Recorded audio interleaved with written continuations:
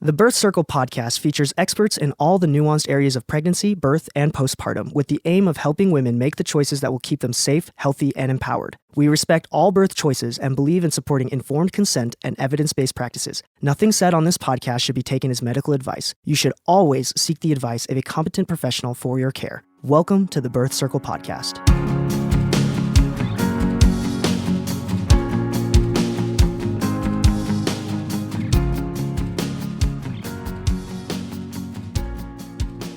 This is Sarah with Birth Circle, and today I am so excited to have Elizabeth King with us. She is a certified fertility health coach, master certified ICF Life Coach, a birth and bereavement doula, and a new parent educator. Since 2008, so ancient, her mission has been to help all people of all backgrounds conceive a healthy baby and carry to term. She supports clients through natural fertility, infertility, IVF, miscarriage loss, early pregnancy, PTSD, and new parent support. Her practice is based in Irvine, California, but she serves clients worldwide remotely. Thank you so much for joining me today. Thanks for having me. I don't very often get to talk about fertility, so I'm really excited to dive deep today. Yeah. So first of all, how did you get started in this whole birth? I say ancient because 2008, you've been doing this for a while. I know. It is funny to think about. For me, it doesn't feel like that long ago, but then when I do the math on it, I'm like, it actually is a long time. Yeah. Yes. So I got into fertility based on, well, initially way back when. I always kind of say there's two parts to it. One is when I was 19, my sister was diagnosed with a lung cancer cell in her cervix, and it was extremely rare. In fact, still nobody on this planet is survived from it other than her. Wow. So she was 26 at the time and had to do a radical hysterectomy, was given 4 months to live, and the whole thing.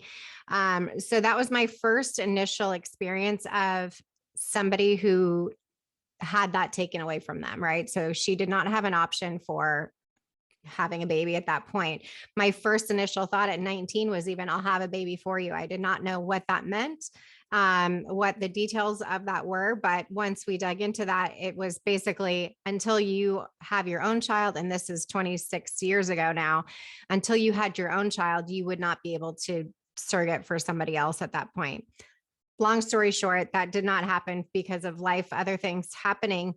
But that was my first experience with fertility of like, oh, okay, this is a thing. My second was in my early 20s, I was working with 3 women who were having struggles with fertility. And they had kind of said in your ear, like, make sure this doesn't happen for you when you get older. And I was like, yeah, not really thinking too much of it. And then at age 30, I got divorced, and I went to go see a fertility doctor to freeze my eggs with remembering those stories from those women. And he had said, you're too young, come back later if you're still single. So I went back at 36 and froze my eggs on my own and did my first round of what is called IVF. So at that point I was 36 years old. I had 11 eggs frozen, and I kind of chalked it up to, that's my, insurance policy, so to speak. And I also have my 401k, and I just felt like that was what I needed to do to make sure that That is really cool. Being a very responsible adult. Well, I mean, I think that's responsibility on steroids. That's awesome. Like making sure you got your 401k and your genetics sealed. Got it. I love it. So, at that time, it really was not spoken of at all as far as it being a thing. And that was the first time that I really was able to understand, it's no guarantee. Even if you have these eggs, that doesn't mean much. And in fact, the reason that he had said to me no at 30 was because you're more likely to have success with frozen embryos versus the thawing of frozen eggs. So I didn't know that at the time.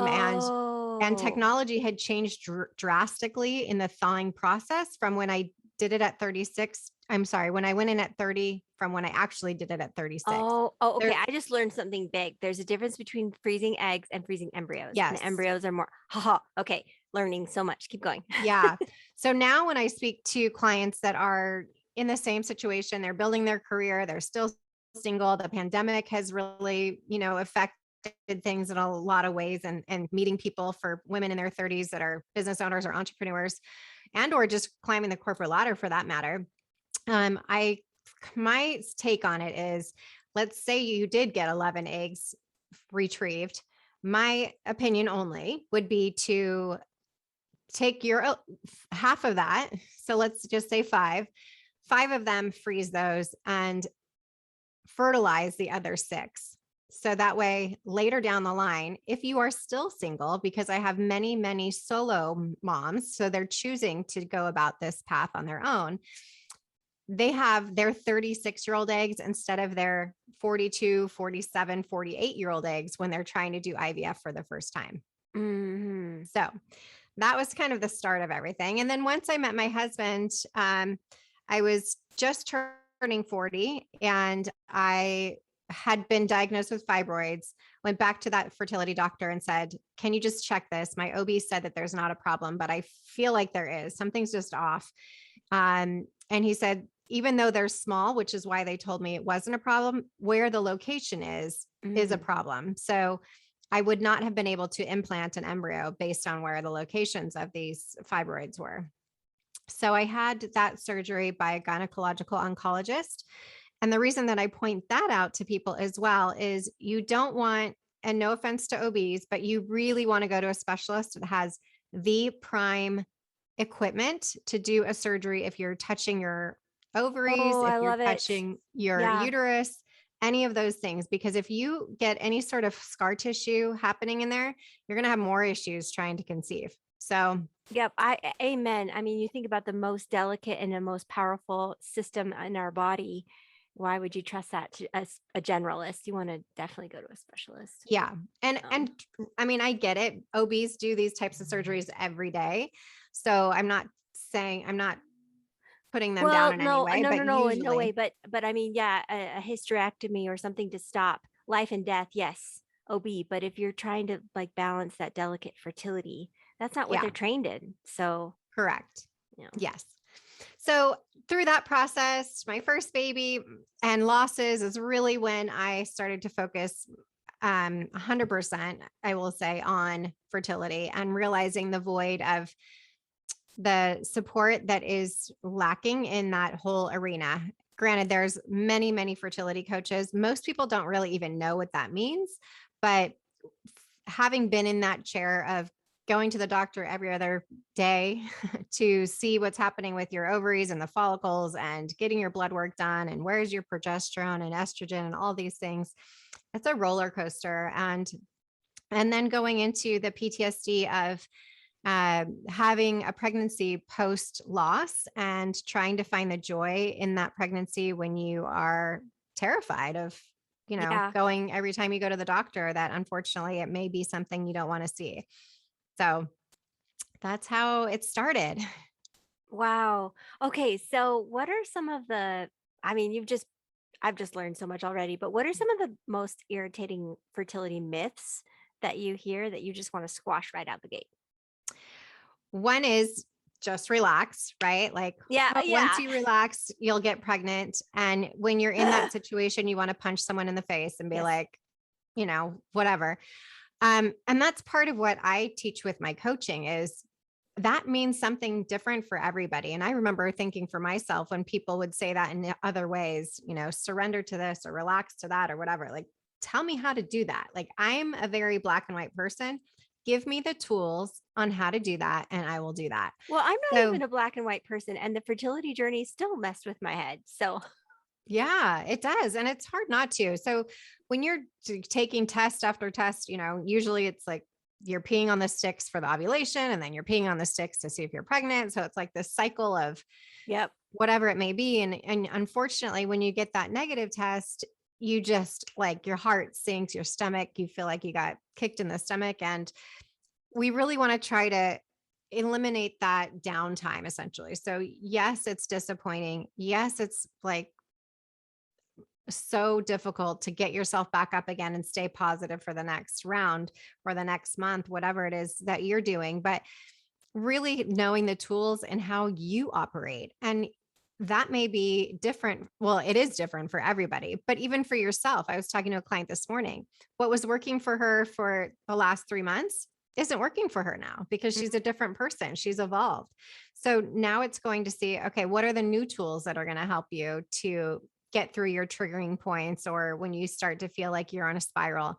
So it's really about catching somebody so that they don't go down that negative spiral to help them figure out, okay, it's not about just relaxing. I know the tools in order to get my body to be calm. And the reason that Yeah. that is because your stress hormones, your cortisol levels, your adrenals are all intertwined into your reproductive system. So those stress hormones go to your brain, that goes to your ovaries, it signals, to release the egg and the follicles and everything. So it's all intertwined. And that is really the reason that it is. Well, actually, there's studies that say you're 55% more likely to conceive if you're doing the mental work alongside trying to conceive. Not 55%. Yeah, So that's big.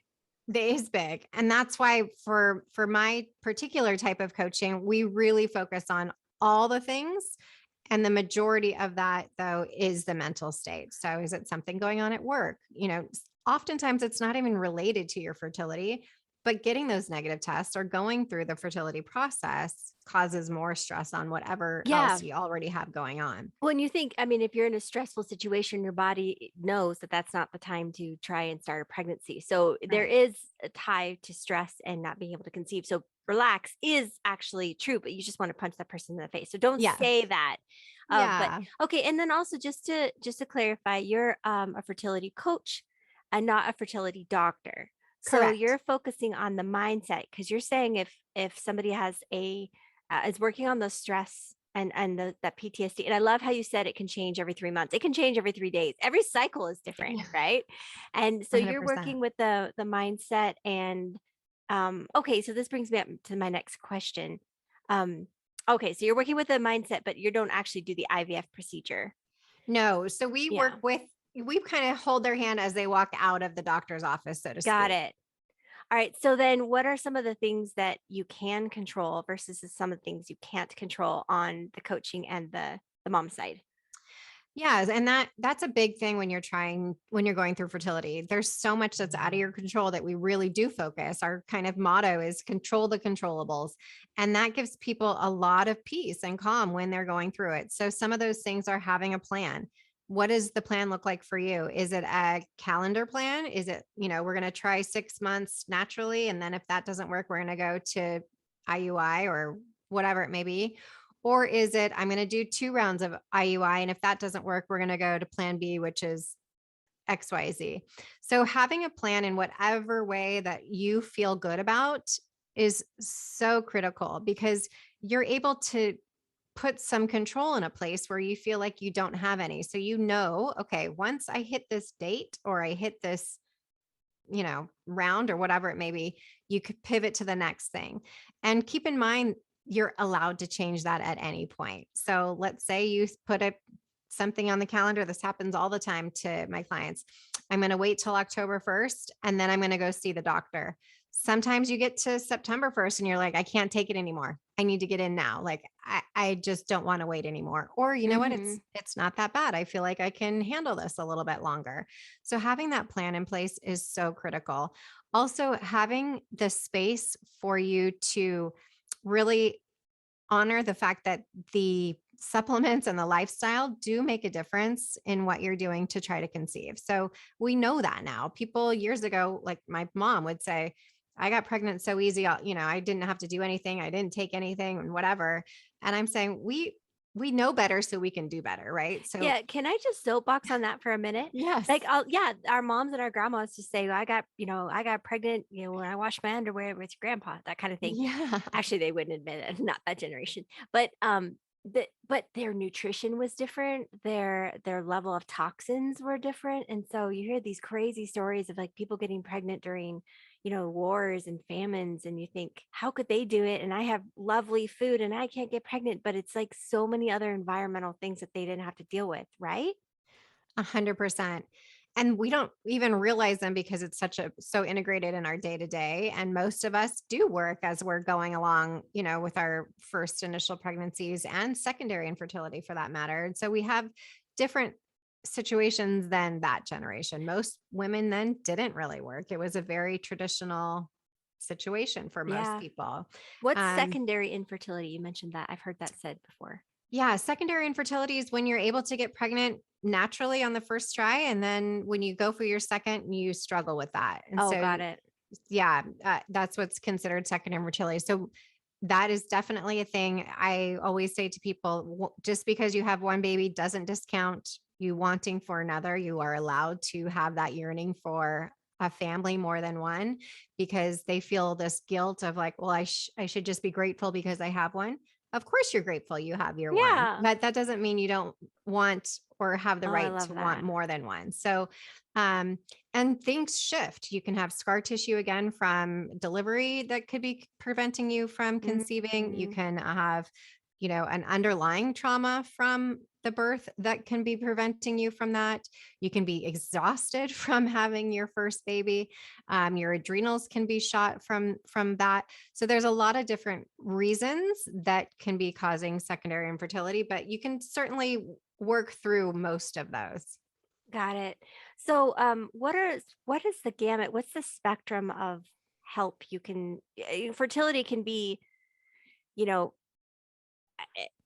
from the positions for conception all the way up to IVF, right? So, kind of go the spectrum. I don't think people, because when they say fertility, people think test tube babies or Yeah. IVF, but that's not actually all the options. So, kind of, can you just talk about the whole spectrum of help?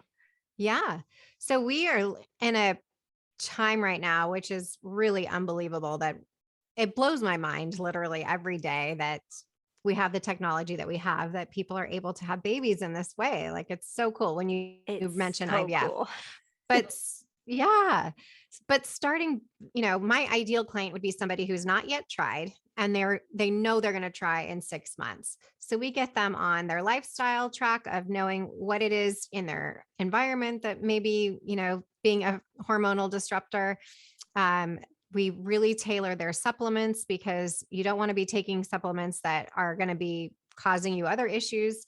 So if you just Google fertility supplements, not all of those are created equal for everybody, because if you Mm. have a slightly higher testosterone, you don't want to be taking other things that are going to cause that to be higher, because then you won't get pregnant. And I can go on and on. So you really want to have somebody help you to tailor which supplements are good for you. Your eggs are able to kind of regenerate every 120 to 150 days.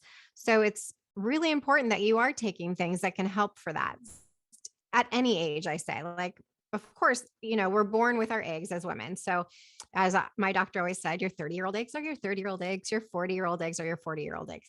Yes, I understand that. However, we are able to help those eggs as well. They're made of cells. We can take supplements that help that cellular What is the growth. development of the ovum, right? That your current nutritional state is going to affect. Correct. Right. You've got your little DNA, little eggs from when you were Exactly. born, but it's how they develop.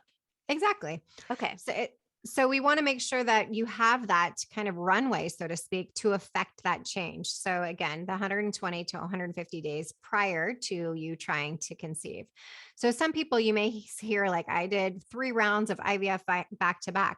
You may be in that same egg wave cycle. And so I always say, can you push it out and wait? So let's say you did 2 and you didn't get anything retrieved that was good.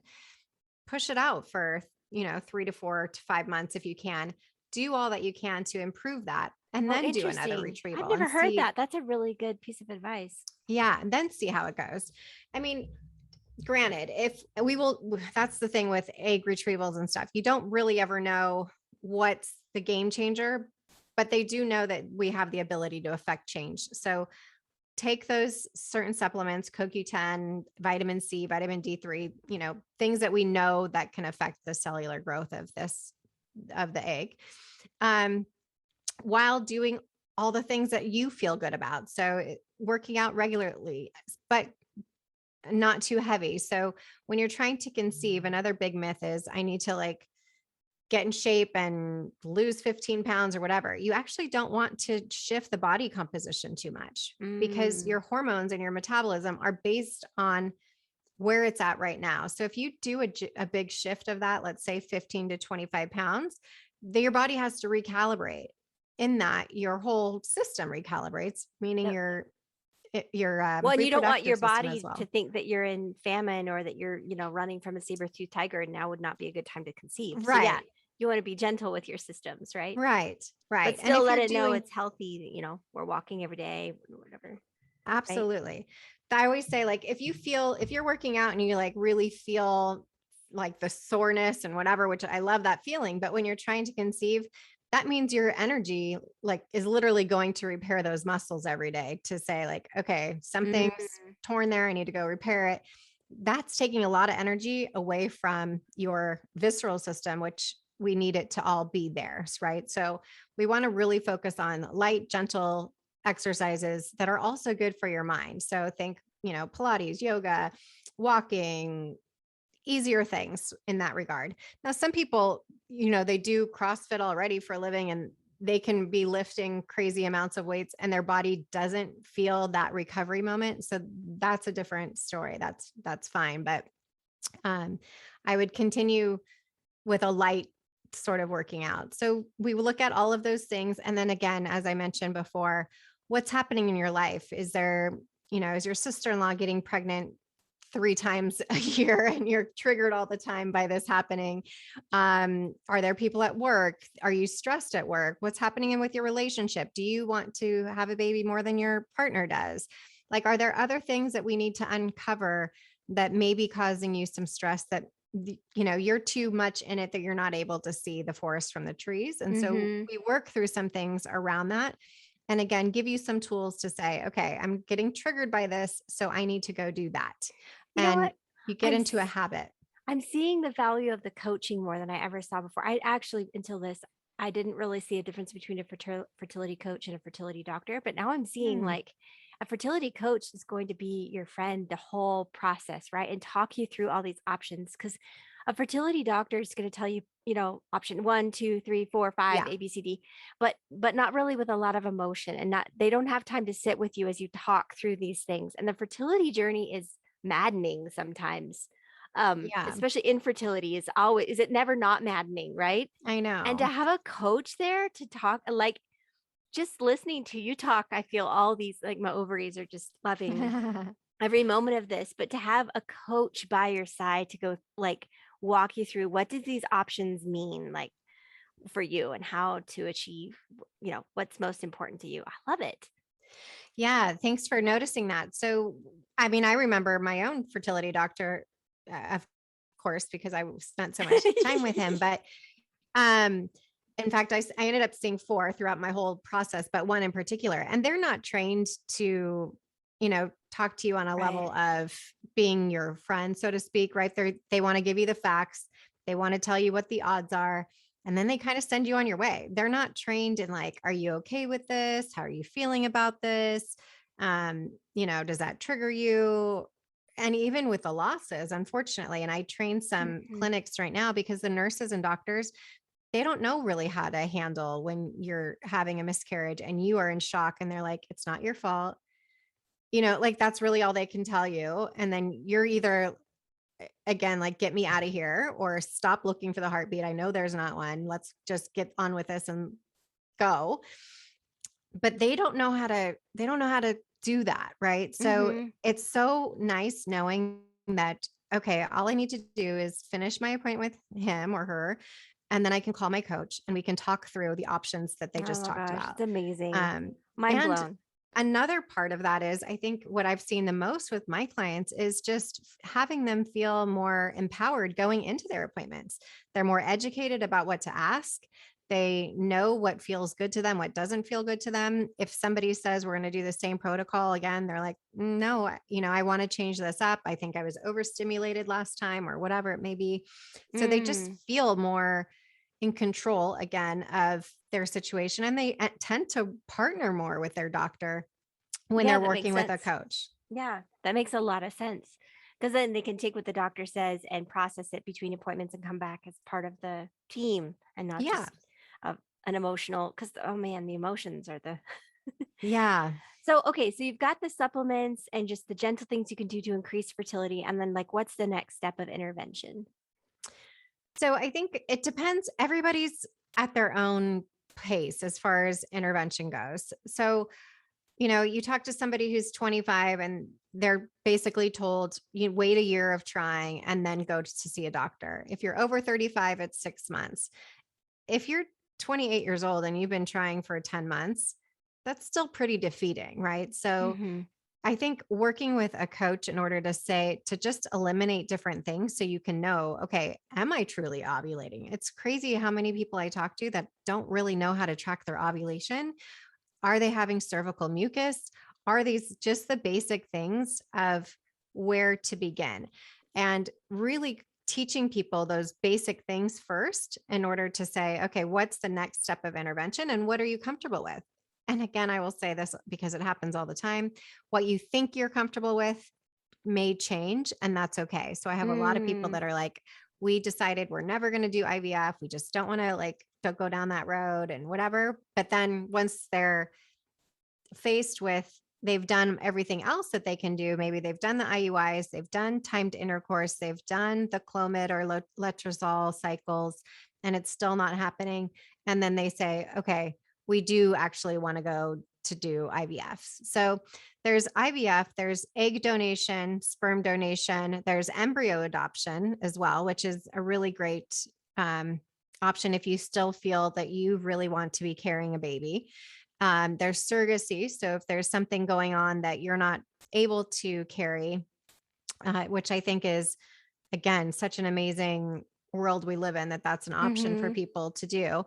And then, of course, adoption. So I always say to people that your path to being a parent may not look like you thought it would look, but at the end of the day, you can and you will be a parent. We just need to figure out the right way for you to get there. And having someone help you navigate that process and get there Mm. faster and hopefully cheaper because you're able to, get a streamlined way to get on the other side is really helpful. And you eliminate a lot of the question marks and the stress through I going through the love that. process alone. I hate how the fertility journey so often is like earmarked by dollar signs, like how much each step is going to Yes. cost. And when it's just such an emotional and like just a, what is it, primal desire, need, it just feels like cheapened if you put a dollar sign to it. But Yeah. you're saying that, with coaching, you can actually just save money, but also just get back to the crux of it. Like what journey is right for you, right? What is your parental journey? How do you become a parent? Because for some, like an adoption scene, they would bring adoption in earlier than they would bring in IVF, right? And some people, 100%. Yeah. IVF comes first, and how many rounds? Or what about surrogacy versus adoption, right? And you're just saying it's not like it's not a journey with stops along the road. These are all your options, all your beautiful options. What works for you? Yeah. And having somebody help to explain what those options are is helpful too. Like I have one woman, she's an executive at Visa and she's 47 she's just started IVF. She's on her second round now, but she's like, if I would have known how easy it was, I would have done this 2-3 years ago. But I had this in my head that it was going to be so difficult that I was so scared. And I think literally having somebody to walk you through, this is what happens first. This is what happens second. These are the potential situations of outcomes. And again, it's different than hearing it in a doctor's office when they're just like rattling it off because, you kind of feel under stress and under pressure that they're going to like push you out the door, so to speak. Mhm. But to have someone really talk you through it, even before you go down that road, what's the difference between IUI and IVF? Some people don't realize that even though you do IUI, which some people refer to it as the turkey baster, you still need to do injections and stimulation of drugs. Some people, most people think it's Mm. just, you just have the turkey baster that day and you're done.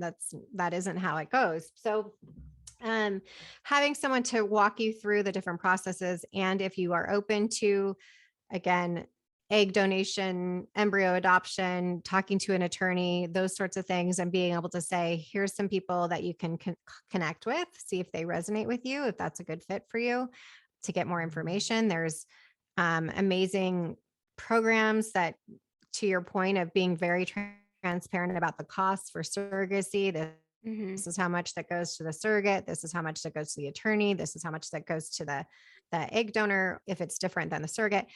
Having all that information instead of Googling it yourself and trying to figure it out is really brings a lot of peace of mind and calm in a situation that Yeah. you feel kind of like everything is out of your control. Yeah, I mean, there are so many pieces.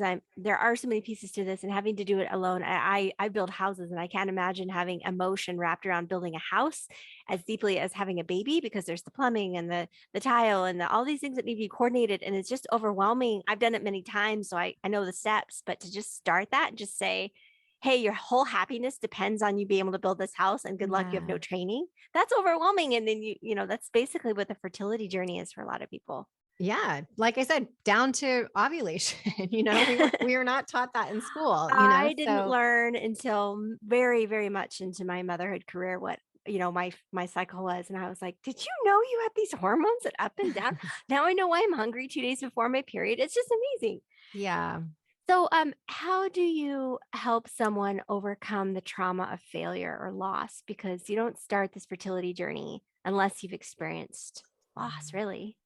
Yeah. I mean, it's Infertility journey, I guess. Fertility journey. If you get pregnant, honeymoon night. well, even that. I mean, some people can get pregnant really easy, but they can't carry it, Yeah, right? that's true. So Mhm. there's different aspects to it. And when you have that loss and disappointment, and devastation, it's to your point of building a house. I always say having the baby is not like building a house or getting a divorce or any of these things that we hear of regularly that we know are stressors in life. No one talks about the 1 in 8 people that are suffering from infertility and how stressful that is and how long they've been going through it or what may be causing that. So I think that having the situation where you have someone to kind of help you through that and navigate again where you need to go and what's right for you is invaluable because you're not people don't talk about it, Yeah, right? they don't. They don't even know how to talk about even my friends, like, as we talk my friends are super birthy. How do you talk about one person's loss? Like one person's loss at 6 weeks may be absolutely devastating, while another person's loss at 18 weeks, they seem to bounce right back, and you just can't Mhm. even get in each other's heads. You can't even understand. And so there's not like a common ground. It's just so confusing and honestly feels very alone, right?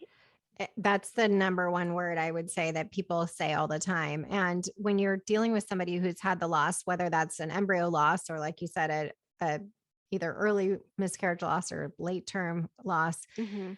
helping them through that for me personally, based on my own experiences in life in general and my fertility or miscarriage losses and stuff, it's really about helping being there for them whenever they need it. So I always say it's different than therapy when you see your therapist every Tuesday at 2 o'clock. If somebody looks at you wrong on Wednesday at 9 o'clock and you're like in tears that day, you Yeah. need somebody Uh-huh. then, right? You need that person then. You don't need them later. And people are always asking me, how do you manage being accountable, having these people accountable to you all the time? And it comes in waves, but when, you know, Susie Q has just had a major loss, she's going to need extra support during that time. Or if she's going through a transfer in the next week and she's going to need extra support. Yeah. And it's almost, I always kind of equate it to a personal trainer at the gym.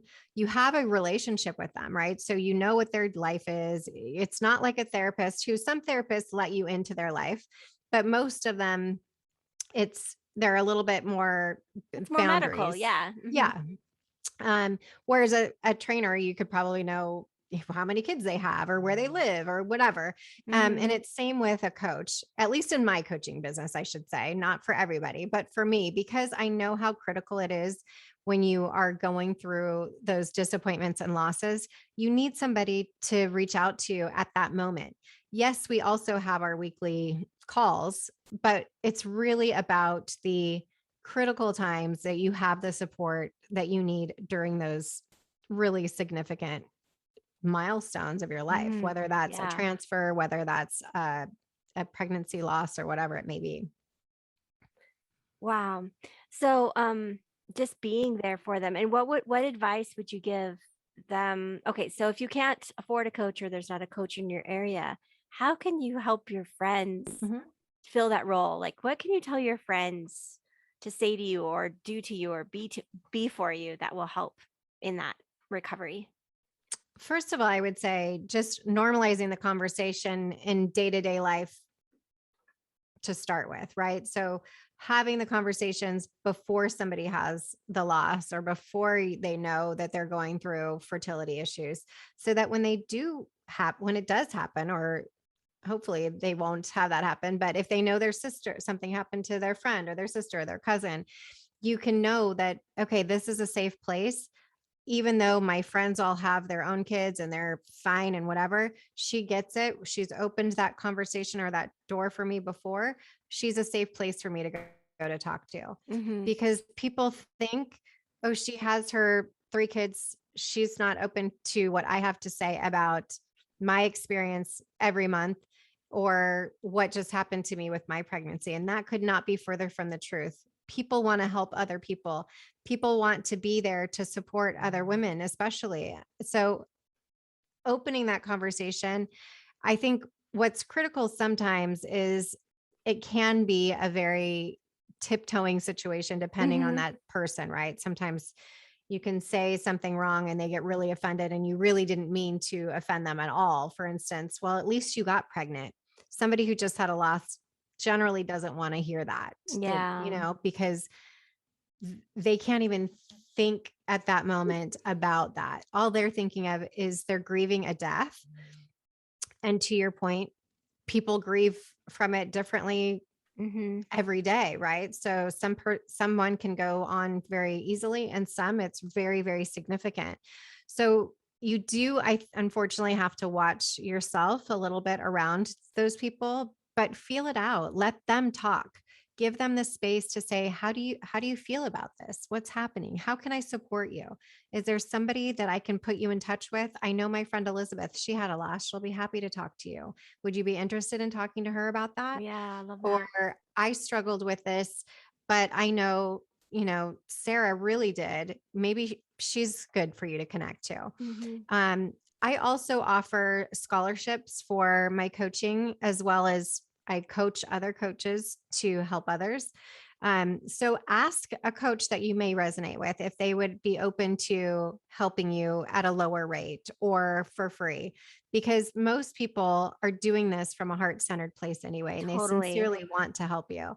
So I always say, even with the doctors, if people think I can't afford the fertility doctor, ask them. There's so many grants out there as well for people. So there's grants that can be had. There's cash discounts at the fertility clinics.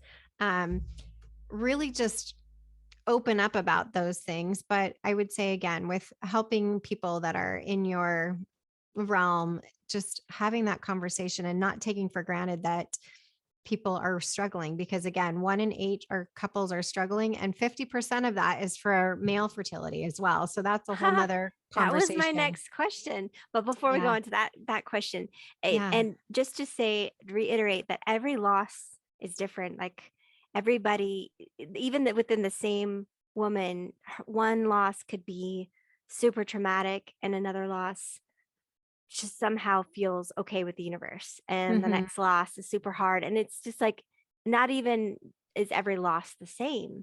And then you bring in all the other world circumstances, what your friends are saying, it can be just overwhelming. So reach out to your trusted people. That's what you're saying. And have the awareness that 1 in 4 of us have had a loss that's been reported. So it's more than that. But most of the time people don't talk about it because they feel ashamed. They feel they're broken. They did something wrong and all of these things, which is why it is what it is, and why we're trying to open that conversation by saying, the more we say me too, like the miscarriage me too movement, essentially, when it happens to someone else, they're not going to feel that way. The more and more we talk about it. And I wonder how much pain our grandmas just, buried, Because to them, Mhm. it's like, yeah, I buried, 3 children, like infants, I stillborns, right? know.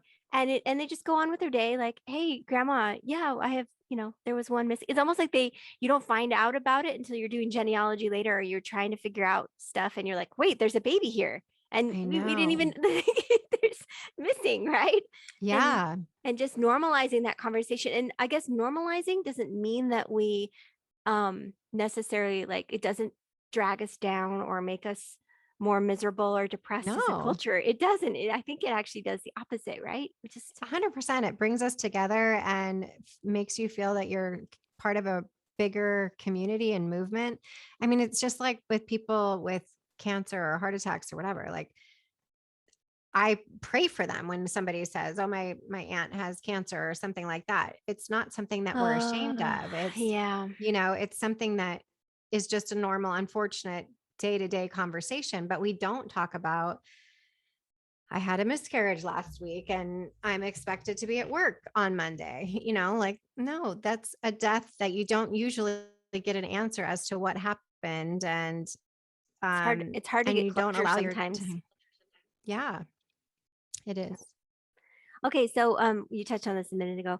So what percentage of infertility is actually the woman's math, and what's the men's math? So more and more studies are coming out right now in the last 18 months, I would say, but it generally used to be everything was kind of chalked up to the egg. Oh, the egg quality is bad. The egg must have not been good. The age of the egg or whatever. And now we know that, which is not, it seems so ridiculous to say that now we know. Well, of course, 50% of that was sperm as well. But now they're acknowledging the fact that Mhm. at least 30 to 40% of those kind of abnormal embryos, as they call it, is because of the sperm quality. And one of the myths around that is that men can have healthy sperm for their whole life. We've seen 60, 70, 80-year-old men having children. Is it possible? Yes, it's possible. But at the age of 40, especially 45 is where the dip really starts to happen. Their quality of sperm declines. So there are supplements that men can take as well. But really, as a mom of 3 boys, now I feel like I'm much more, tied to this part of the story is that there's so much of a mental stigma around for the men as well, right? So Mhm. we're just starting to open this conversation about women and fertility, and I'm an IVF warrior and everything, but the men really do have their ego behind it. They feel like they're letting their partner down. There's a whole different Mhm. dynamic around it mentally. Well, and their Um, systems are very delicate too. I mean, our systems are super delicate, but theirs are as well, right? Yes, and they do have the ability faster than that 120 days to regenerate sperm, and there's different changes that they can do, but not every man is able to do that. There are some very significant issues that you can have that just because you're stop going in the hot tub doesn't mean you're going to get better, so to speak. So I really recommend seeing a reproductive urologist for men who really, again, focus on that as a specialty to know. And as you're starting your fertility journey, don't wait the 6 months, you know, of trying to then only start to say, is it you or is it me? Like, it needs to be done together, because I have people that have been trying for 3 years that never even thought to have the sperm looked at. And, they're either very low quality or slow or whatever it may be. And that's just never going to happen unless you Yeah. have some sort of help. So you'll save yourself a lot of time and energy and disappointment if you just know your baseline. And that's what I always say. When you go to see a fertility doctor, that doesn't mean you're automatically going to have IVF. You just want a specialist to look at you, see what you're starting with, right? Like, Well, are all your you as a couple too. If you're coming in with a partner, it's a system. So still is the stigma, is the assumption that it's the woman's fault first. mm-hmm, When 100%. when sometimes it's just, so if you go in and you say, I'd like you to evaluate us both at the same time, is that something like that should be encouraged? Yeah. Or Absolutely encouraged. And most clinics, I would say, are pretty on board with that nowadays. Yeah. Okay. I would say, especially the younger doctors, they will have zero issue running those tests right away. The reason again is that how you can't just assume that it's just a female because of obvious reasons. So more and more people are being open to that. I think educating the men as well to say this is now really a thing because they're so far removed I know from they're all so of this. they're so adorable, but also Yeah. it's like it could be a sweet experience as a couple to go through this journey together because knowing I know this hasn't happened to me, but I'm just projecting on myself that if I were to go in and find out it's actually not me, it's him, there is a completely different level of shame, guilt, like that is absolved for Yeah. me. And now it's just, hey babe, let's figure out how we can solve this together. And it's just so it would be so relieving to find out that news, right? And then for him, he'd be like, oh, I'm so glad I'm not the one. I mean, I'm so glad that you're not broken. That I don't know, like it just changes the dynamics, right? It really, really does. And, we're opening the conversation for women, but men don't have this conversation. No, they're not between going to sit men. around at the football game. Hey, how are your swimmers? No, unfortunately not. I had somebody reach out who works with my husband to say, I saw what your wife's doing on LinkedIn and I'm so glad because we just had our third child, but we had them through IVF and it was me that was a problem. And so the fact that these conversations are being had is really good because Yeah. I don't have anybody who gets that it's, and it took me a long time to realize, to stand up to say it's not my wife, it's me that is having the issue.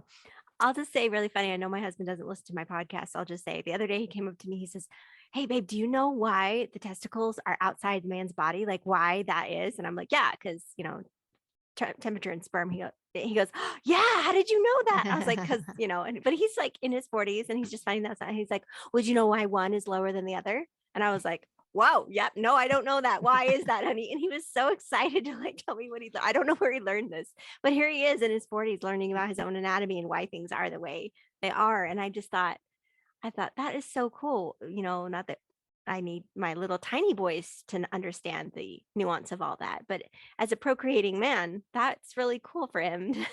Yeah, I agree. And I think the more that it becomes, we have to educate our own people, because it isn't something that is taught in school, but it is really important to know and to understand and to know so you can make decisions different. Like, my kids are little, but as far as them being in hot tubs or carrying their phones in their front pockets or having their laptops on their lap, like I know those things are not going to be allowed in our family because of what I know.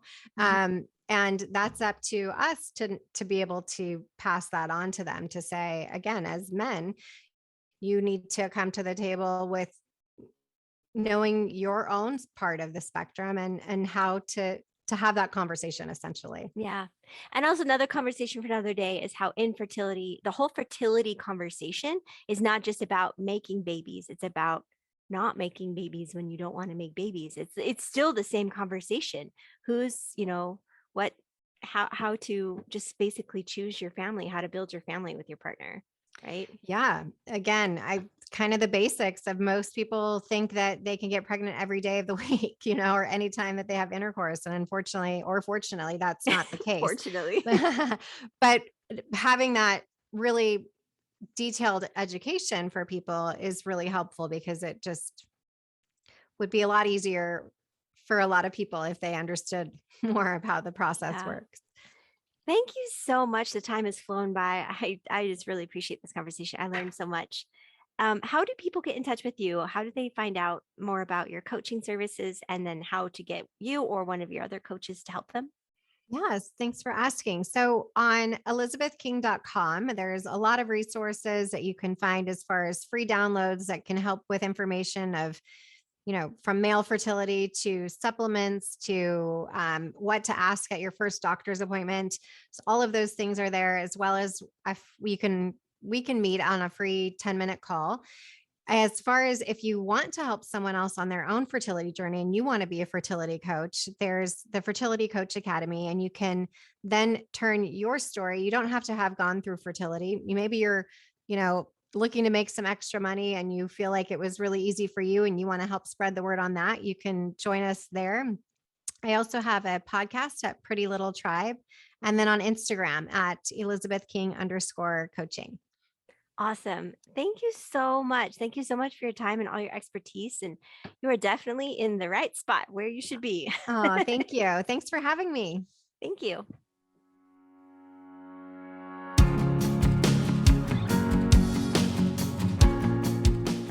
Please visit us at birthcircle.com, join our Facebook groups, or find us on Instagram and Pinterest. We hope you'll use our resources to support your birthing experience.